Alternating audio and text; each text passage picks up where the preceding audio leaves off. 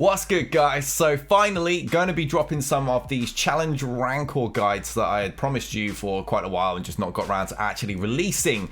This one is actually, the footage has been provided to me by my buddy Editor from the Rebel Force Alliance, although he largely credits Haloimplant from Rebel Force Dantooine for actually fine-tuning the strategy so it's not so RNG reliant and just so you're really taking optimal use of your turns and maximizing your damage. He manages like 37%, which is insane in phase 2 as far as I'm concerned. But yeah, not only does he manage that, I do have to point out he does have Relic 8 on his Kylo, although this is a screenshot right here of a Relic 7 variety, which I'm sure you would agree is an equally impressive score that's going to make our lives a lot easier if people can master this. Now, I know there were a lot of people that were using this team early on and finding their scores were less impressive, but hopefully the fine-tuning that's been provided by Haloimplant will make these scores a little bit more consistent and reduce the RNG that we're seeing. So let's get on with this video, guys. Let's do this.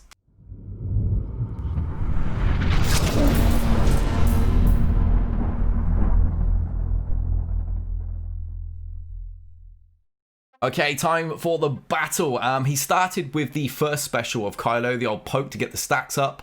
He didn't capture that bit, sadly, but it's not really that big of a deal. The rest of the strategy is here. And we're going to pass the turn meter over to Kylo like the AoE. Yeah, that's what we've done. Get the door down. That's what I do with my phase 2 strategy as well. I can't run this myself because I don't actually have Relic Zombie at all. She's still gear 11. It all looks pretty standard at this point, building up the stacks, getting a fracture on Rancor. Probably, yeah, AoE I would have thought. Get the mass assist, although obviously only one first order member anyway. And really just begin wailing on him. I guess that the main part of the strategy isn't really going to come into play until, I suppose, the teams start dying. But yeah, just build up the stacks much in the way that we do for the heroic Sith raid solos. Build them stacks up, start spamming some AoEs. I'm not really sure what number he's going to take it to, or if at any point he's actually going to stop, because it looks like he's still going for stack building at the moment. I usually take it to about 250 in the heroic Sith raid, but I imagine you just kind of dabble and really find the best spot for it when it comes to this, because you don't really know when you're going to die, so it's a little harder to plan. But it looks like he's kind of stepping up. He's getting some of the pokes done, then a couple of the AoEs, kind of just building up his overall damage. Let's get a fracture on, in with another poke. Oh, here we go. Rancor's starting to get mad now. Kind of to do whatever, I assume there. The special's going to be pointless, so yeah, use the basic. He had days on Kylo at the time, so it really wouldn't have been worthwhile proccing the actual special. Alright, looks like probably going to lose Thrawn and Hux in a second. And then, yeah, then the revives are going to come into play. Alright, get that ult used. Oh no, he's gone for a poke, fair enough. Alright, yeah, now with the ults. Keeps Kylo safe as well, so double bonus to that. Yeah, get some AoEs off. Hopefully we're going to get Thrawn back. I would say that would be the more optimal revive. Been quite fortunate there, really. Alright, Rancor's all mad. Okay, maybe he wasn't so fortunate. Okay, if Thrawn's been eaten, maybe he would have been better off if Hux had come back. But never mind, never mind. What I like about these runs is when you get these really, really good runs and it's not quite gone optimally for you. Because then you know there's room to improve. I've got that at the moment, one of my other guys that I'll be showcasing. He's really doing well, like 16% already, well, nearly. Alright, Daka's got a res coming up. So Hux will be back, beautiful. Wow, it looks like my Discord whenever I release one of my more complicated guides. Yeah, may as well poke. Alright, swap that back to Kylo. AoE time. Yeah. Yeah, it doesn't look overly complicated, really. Alright, Zombie won't actually die anyway, which is good. Wow, Kylo went. Oh, it's just as well Kylo came back there and not Hux. That would have been a bit ugly, but by that point, he'd already done 24% anyway. Probably basic at this point. You're not going to get many more turns to build up with those stacks. Oh no, I didn't even see he had his ult. Fair play. Don't listen to me. Yeah, get that off, and then I'd probably use basics, because you're at death's door at this point. Yeah, he's definitely done. So from this point, I would just make use of the extra hits there, and probably just basic till death. It looks like he's considering his options here. You're gonna go for. I don't think he knows. Yeah, he's gone the basic route. What's that? Nearly 33%. Go on, slap out another basic, and then you're probably, yeah, then you're done. But a heck of a run there, 37 freaking %.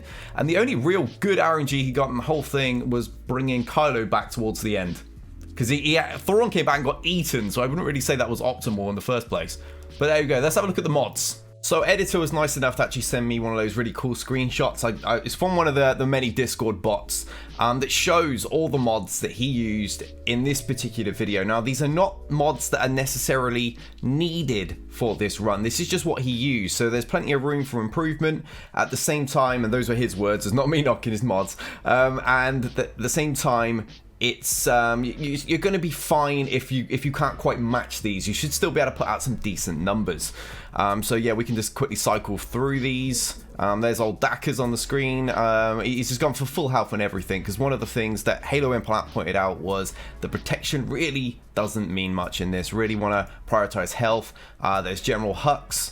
The key thing with the turn order in regards to speed, so you can maximize or optimize your cooldowns, is to have Hux go after Thrawn, not before him. But then again, most of us are going to have a pretty fast Thrawn.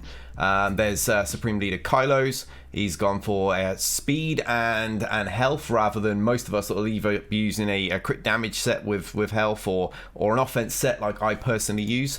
Thrawn is pretty standard. I think that's kind of how everyone's is modded anyway.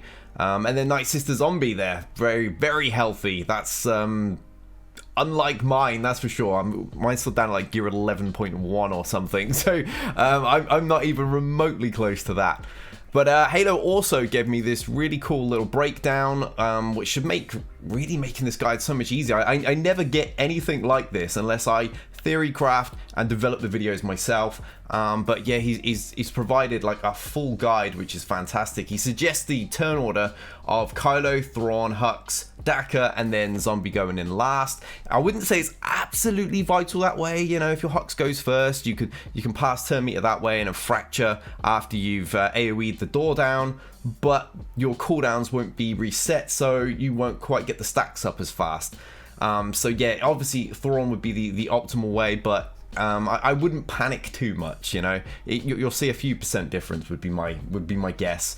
But a key thing is not to waste hits on those low TM Rancors. If you can use a special that's not going to do damage, like Hux's one or like Daka's Revive, for example, feel free to use that early on. You really want to be building up Kylo. It's quite similar to the Heroic Sith raid, to be honest with you. In the same thing we do there is we keep passing TM to him. We keep trying to build things up, get those stacks, land those AoEs, maximize our damage output, rather than wasting time shooting Scion with Thrawn and First Order Officer. So yeah, that really should be kind of the thing you're doing there. And the actual little breakdown he's give us is incredible. It's so helpful. It's not, you're not going to be sat there like, should I do this first? Should I do that first? He's done all the hard work for us, which is great. Basically, the strategy is to poke at the beginning, swipe it in the middle, and then basics at the end. Kind of like I had said during watching that playthrough for the first time. Like I hadn't watched it until I put this video together. And yeah, I mean, again, if you've done the Sith raid solo, you kind of know roughly how you should be using Kylo in this. So basically, you want to poke past the turn meter from Thrawn, get the topple with the AoE. Once you've got that, you're going to be getting that fracture on and your assist calls and stuff like that. Then once we get to the out of topple, that's where it gets a little bit nasty, obviously. So, you know, try and burn some of your specials and move at that point into praying things don't get too messy with Rancor. But it can't get so messy that this strategy is very difficult and heavily RNG to run. but it can get a little bit messy in who he targets, basically. And if he just goes after Daka first and constantly burns your zombie revives, that could be a bit annoying. But otherwise, you should be fine, because we saw in this video, we actually lost Thrawn, who's one of the optimal ones to keep. So a lot of the time I was hearing about this strategy previously was people saying, well, if you don't get Thrawn back and have him all the battle, then you're screwed. And clearly that's not the case, as shown in this video. But yeah, with the first ultimate, we're just going to be poke swiping, he says. We should be at 500 siphon by that point, which I assume is 250, but 500, you know, once you ult, because it doubles at that point, so don't waste time trying to get 500 to get your 250. That seems to be the mark. For the second ult, we're just going to be spamming our AoEs at that point, and hoping we can get to a third one where we can just finish off with basics and maximize our damage output. So that seems to be the gist of it. Very, very similar to Sith Raid. Again, as I keep saying, if you've not run that, then this might be a little alien to you, but based on the actual footage and experience in that, this should be a very, very simple strategy to actually get the hang of quickly, and you won't be needing to constantly reread the tips. So yeah, that pretty much wraps up the video, guys. This is a impressive team at 37%. I'm really curious if that record's going to get beaten. I think it will. I think people are going to push this into the 40s. So it's going to be quite like that 50% raid guide in phase 1 that I saw Arnold put out recently, which is crazy as well. The fact that you would be able to take down 2 phases with 5 teams is wild. This early in a raid like that as well. So yeah. Feel free to share this with your guilds. Hopefully it'll help you out in this challenge Rancor. I have more guides coming. I've got another phase 2 one if you don't have this team. It's a much more probable team that people are going to have. I've got some phase 3 guides, and I've got 2 for phase 4. One, in fact, that does nearly 6% and uses no Galactic Legends. So I'm looking forward to getting those out. Be sure to like and subscribe. And until next time, you know the deal, guys. We out of here.